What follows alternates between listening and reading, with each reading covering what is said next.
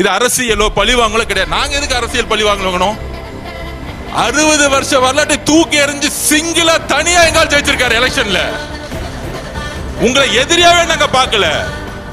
எங்க தலைவரை எதிர்த்து நிக்கிறதுக்கு ஒரு தகுதி வேணும்.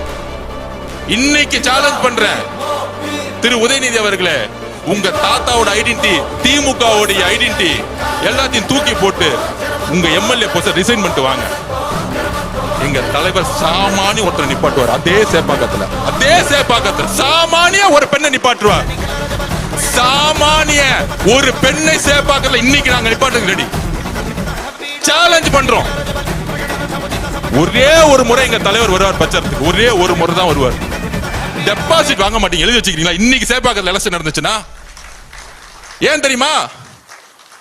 திமுக இன்னைக்கு எதிர்க்கட்சி தலைவரானதுக்கான காரணமே கூட்டணி கட்சினாலதான்.